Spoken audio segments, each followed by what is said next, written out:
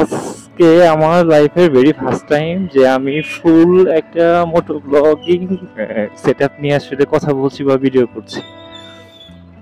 আমি কিন্তু ক্যামেরা কিনেছি অলমোস্ট 1 মাস প্লাস হয়েছে, বাট আমার এই সেটআপটা নিতে আমার অনেক সময় লেগে গেছে। বাই দ্য ওয়ে, আজকের দিনটা অনেক সুন্দর ছিল। আল্লাহ পাকের অশেষ রহমতে আজকের দিনটা অনেক সুন্দর কেটেছে। শেষ পর্যন্ত আশা করি ভালো কাটুক। এখানে অনেক ফাস্ট ফুড আছে এই রোডটাতে। এটা হলো Mirpur Rajshahi block section 2 road 2, যতটুকু দেখতে পেরেছি বলেছি। আচ্ছা, মিরপুর 2 ব্লক রাজশাহী। এই কোন দিকে যাব?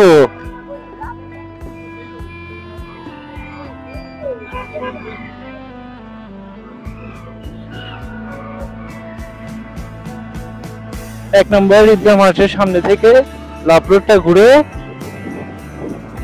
ওইখানে চায়ের দোকানে অনেক ভিড়। এখন যাচ্ছি হলো রাইনখোলা কমার্স কলেজের, মানে মিরপুর ওটা কি বলে, প্রশিক্ষার থেকে কমার্স কলেজের দিকে আসতে একদম কমার্স কলেজ পার হয়ে সোজা বামে কিছু চায়ের দোকান আছে। এখানকার দুধ চা ওয়াও, আপনারা যদি কখনো আসেন ট্রাই করতে পারেন।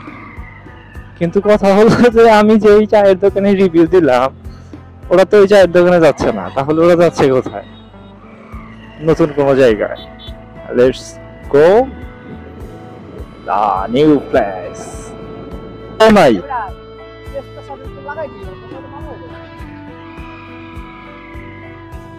টেসলা। ফাইনালি আমরা বাংলাদেশ জাতীয় চিড়িয়াখানা মিরপুর। এখানে কিছু সময় বসেছিলাম, বসে একটু আড্ডা দিলাম। এখন এখান থেকে বের হলাম, আমি এবার বাসার দিকে যাব। বিকজ আমার যে বাসার গ্যারেজ, আমার বাসার গ্যারেজে বাইক রাখার মতো কোনো অবস্থা নেই। আমার বাসার সামনের যে রাস্তাটা এটা কেটেছে, তো দ্যাটস ওয়াই এর জন্য আমাকে যেটা করতে হচ্ছে যে আমাকে অন্য একটা গ্যারেজে গিয়ে বাইকটা রেখে আসতে হচ্ছে। তো এর জন্য আমার 11টার আগেই আমাকে পৌঁছাইতে হবে বাসার এরিয়াতে। না, সো আর কোথাও দেরি করবো না, কোথাও দাঁড়াবো না, এখন বাসার দিকে মুভ করবো ডিরেক্ট।